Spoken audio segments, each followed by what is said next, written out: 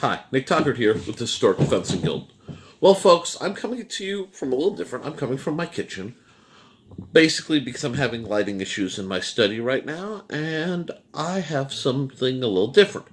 I've been asking for comments, requests, and questions so that I can address them.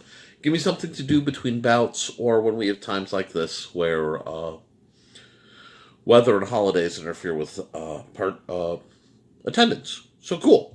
I put out the request for questions, and I got some, and it set me up because, like so often, it's all interrelated. So I'm going to read some of them to you. Or, this is abbreviated, just enough to get the gist of what they were asking. The actual questions are of varying length, and I'm lazy. Okay, so Peter asked, why everything hurts now when I try to practice? ... Oh, wait. I'm expletive age. I'm not going to list Pete's age because that might be a dick move. But there is an actual, really good answer for that. The key word in his question, why I quoted it nearly verbatim, is why everything hurts now when I try to practice. We're going to talk a little bit of real talk. I'm fast approaching 40. I have accumulated a vast number of injuries and ailments from, a surprisingly active life. That means I pop, I creak, I snap. Some of them are more severe than others. What Pete says here is I try to practice.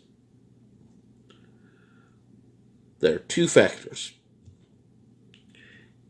If you're trying to practice, you're not practicing. There is a difference. And when you're getting a little older, or you have injuries, or both, maybe you're out of shape, you find yourself needing to prep before practice. And I'm going to get into that, but especially for us older folks, obviously, talk to a doctor first. Okay, make sure everything's legit. Anytime you do anything medicinal or exercise based, make sure your doc's cool with you doing it. I'm not a doctor. I'm just a guy who's been doing this a long time. So all those caveats aside, for the older folks, I'm going to advise take anti-inflammatories before you hurt yourself.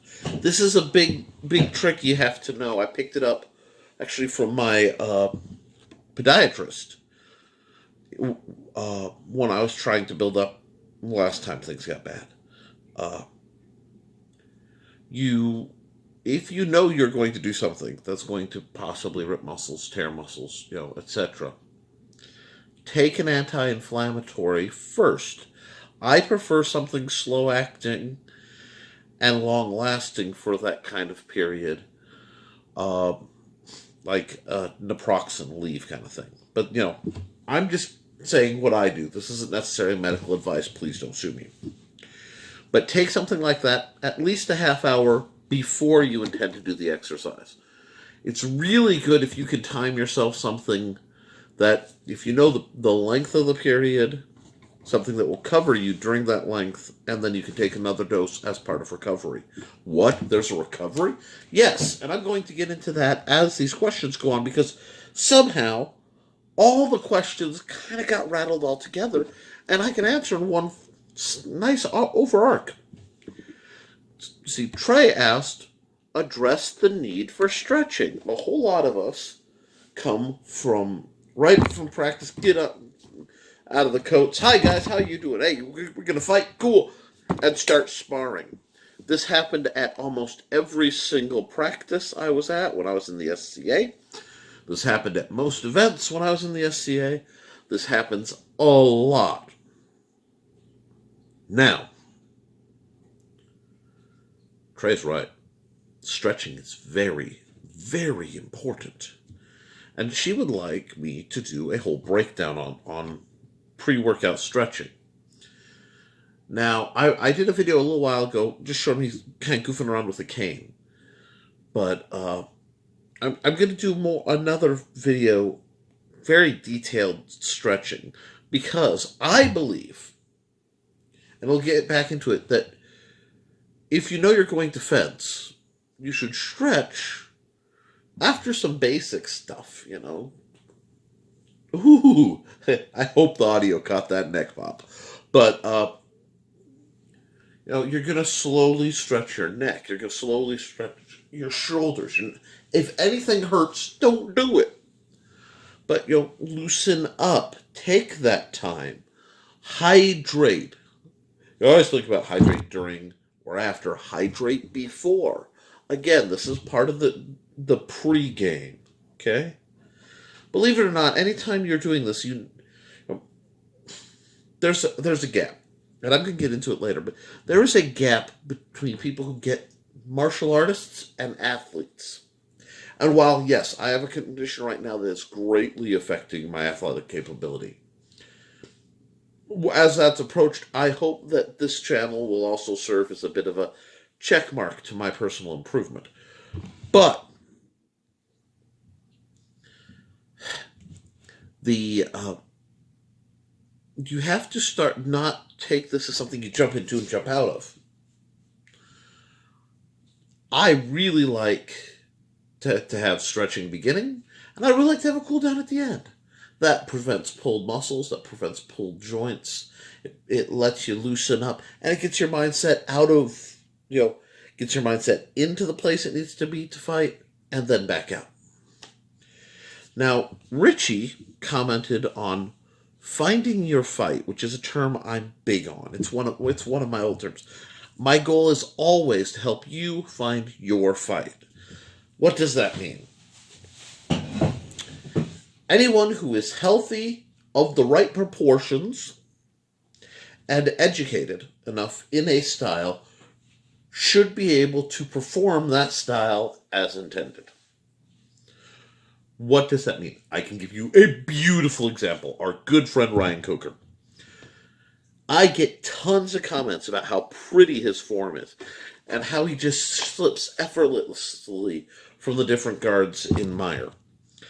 And I'll tell you what, I've been doing this almost 20 years. I mean, I've been heavily sword fighting for almost 20 years. God, I feel old. But his form is some of the most beautiful I've ever seen. That being said,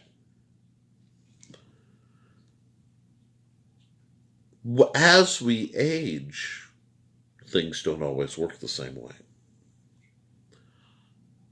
As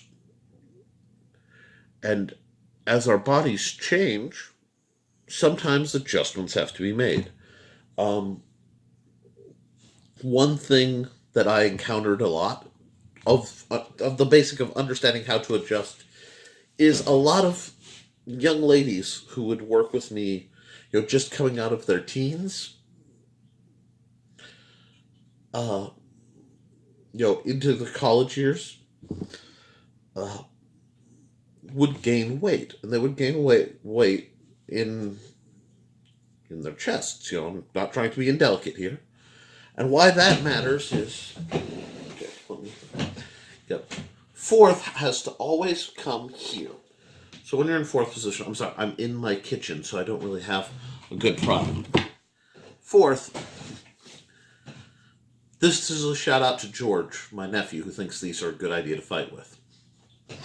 Fourth has to come here and go in. Okay, you have to catch and go. As a man, as I've gained weight, I've had to extend my fourth farther. Especially my middle and low line. There's belly. It has to be extended down. With a lady, that's the same thing. That means if your body changes, either you have to be able to somehow power through and maintain the form, if the form allows it, or you need to alter the form to fit your needs. This can mean changing footwork, because maybe many martial artists have difficulty with their knees. Part of it is as a cost to the style of form. Wow, do not hit the table, it shakes the universe. And part of it is due to simply aging and doing athletics. We mess joints up. But we have to be able to adapt it. Now, the other thing that Richie asked about was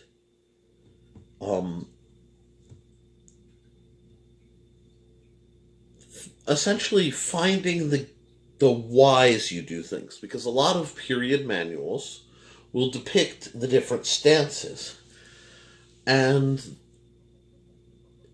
it isn't said always why you take that guard, why you take that stance. Now, part of it is pragmatism.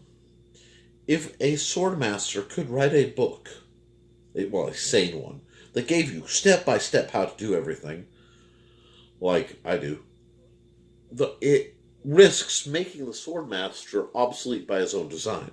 What I mean is, if you can pick up a book, study it, do what the book says, maybe with a friend, and go, you might not need, or think you need, a swordmaster, or an instructor, or a sensei, or whatever.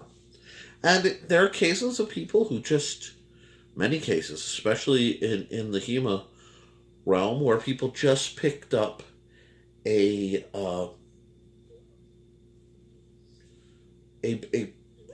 book, a manual, and chewed it out and studied it and learned it. Well, once you learn how to move, you then get a partner and you try to figure out, what is this covering? Why would I put my sword way back here? Why would I put my sword way up here? What does it gain? What does it cost? Everything you do on the field, this is going to get into my personal stuff, but should either give you an advantage or remove a disadvantage. That's it. Okay? It's either giving you something to one-up the opponent, giving you a better angle of attack, getting around a guard, just straight up smacking him, whatever. Or it should block a shot, move away, distract. Now, I am a personal proponent for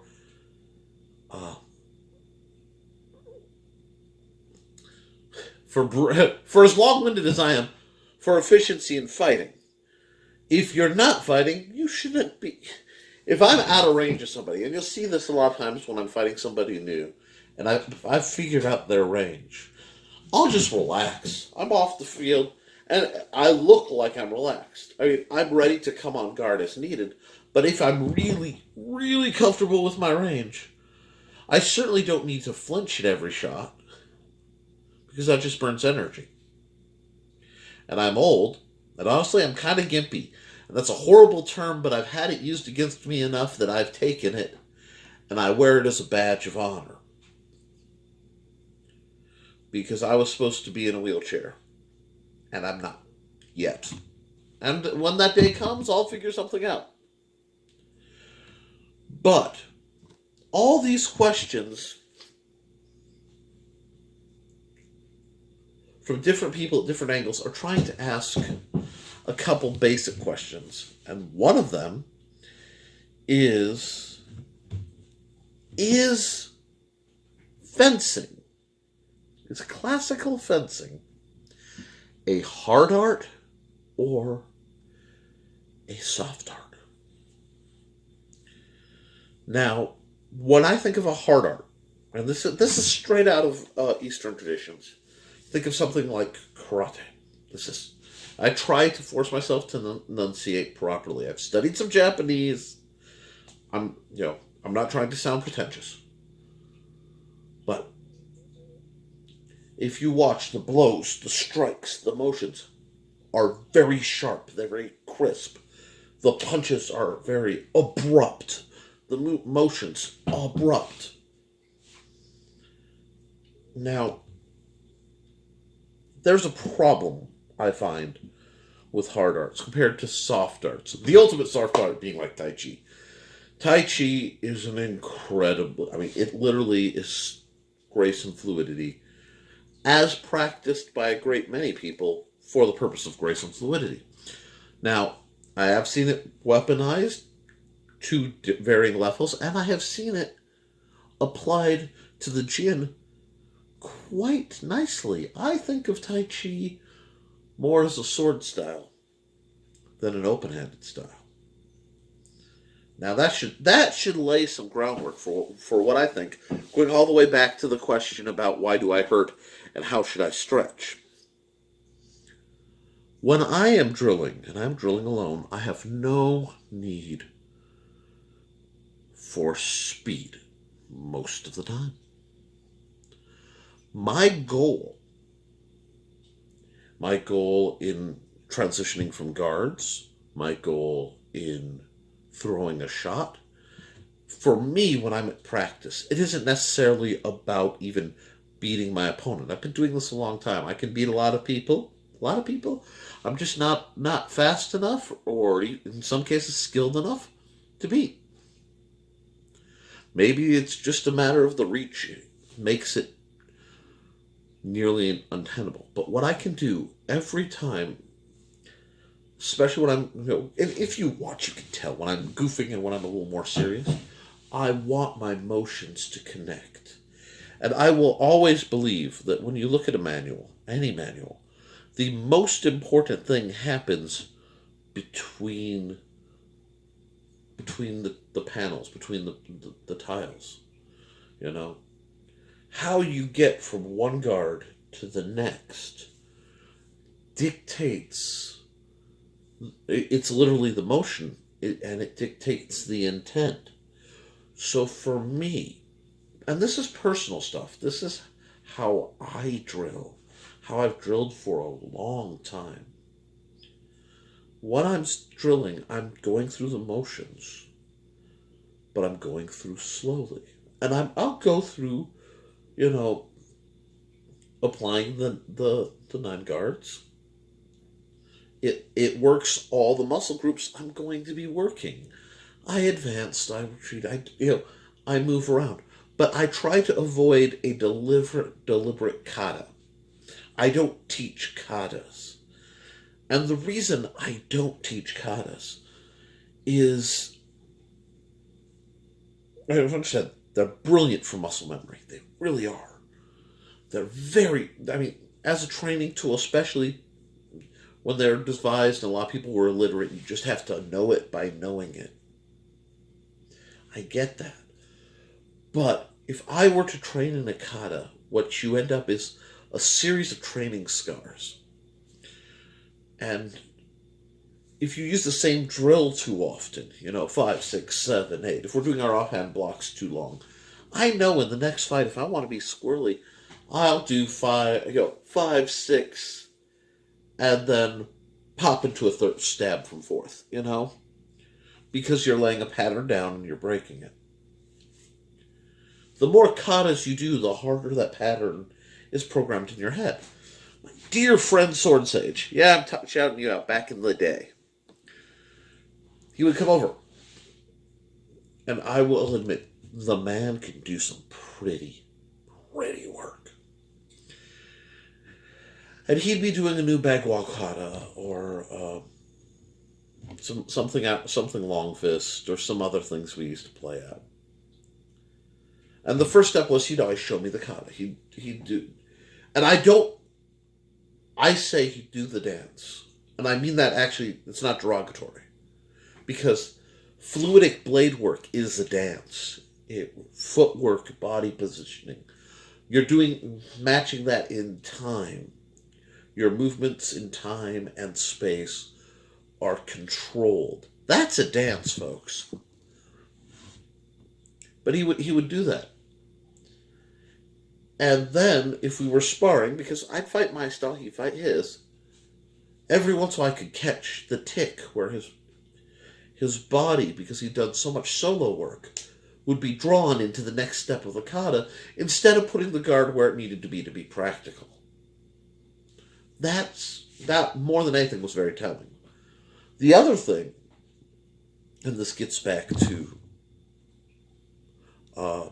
Richie's asking about, how do you find out what works? Test it. I used to dabble in hand-to-hand a little bit. I do not consider myself a hand-to-hand guy. I can make unhanded defense go, but I've got so much improvised weapon training. The only reason I would be, barehanded is I literally have nothing. I'd have to be like stripped naked to not be able to improvise a weapon of some sort real quick, in like an empty parking garage. I don't know. I try to teach my students you're always armed, just see the weapons and know how to use them. But, okay, you play. And I was working on some open-handed stuff. At the same time, I had been doing a lot of a modified form of Tai Chi from the chair because I am fighting always that next step down while prepping for it.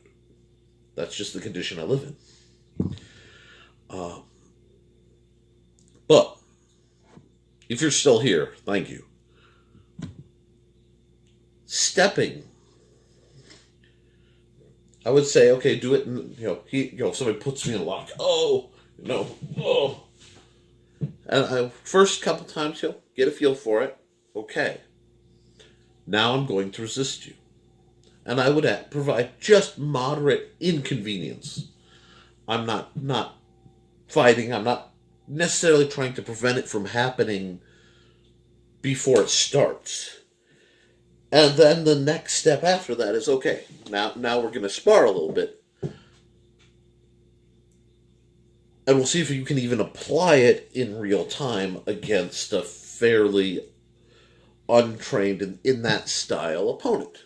Now, granted, I have the slight advantage of I've now had it done on me a couple times, so I have an idea what's coming. But it also gives him the chance to go, okay, And so we'd have to play a little slap hands a bit to figure out when was the right time to even try to deploy a move. Sword styles, when you're learning a style, you do the moves, and then you try to figure out behind. If you can, read an actual book. Read the book. If not, you have to. That's the importance of at least partnered.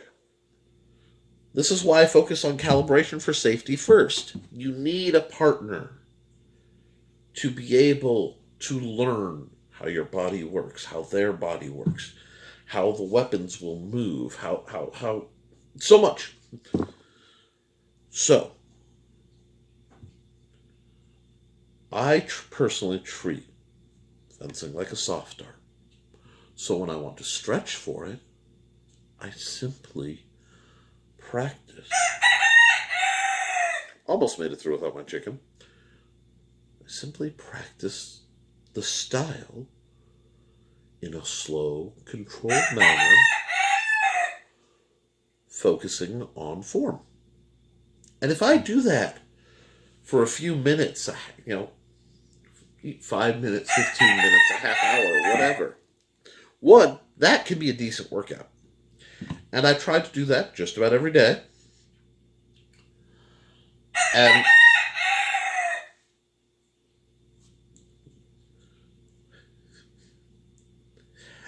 And then, when the bout starts, I'm loose, my body's prepared. I haven't done a hard programmed kata, so what's going to happen will respond to whatever's coming at me. But my body's like, yeah, I remember how to do this. If I need to block up here, I block up here, block down here, block, blah, blah, blah. Wrap the sword around. Whatever. Goofy chicken. But what works for you has to work for you. So, since the chicken won't shut up, maybe I should. All right, I'm hoping to have some good videos for you and probably a cleaner visage. Uh, like, comment, subscribe, do the whole routine. Uh, if you feel like being very generous, I do all this out of my pocket, and my pockets are very, very shallow. So, if you could find it in your heart, uh, consider becoming a patron. What's going to be coming hopefully soon, I am trying to arrange, because I am the slayer of computers, and YouTube being what it is that to have all the videos on my channel. I would like to have all the videos on my channel archived for actual download up on my Patreon. That's my project going into 2020. It's going to take a while. I am still working on the strong sword. I had a couple commissions come up because, yay, Arcticon is coming and I've got projects for that. But you guys can help. So, like, share, subscribe. And as always, support your local swordmaster.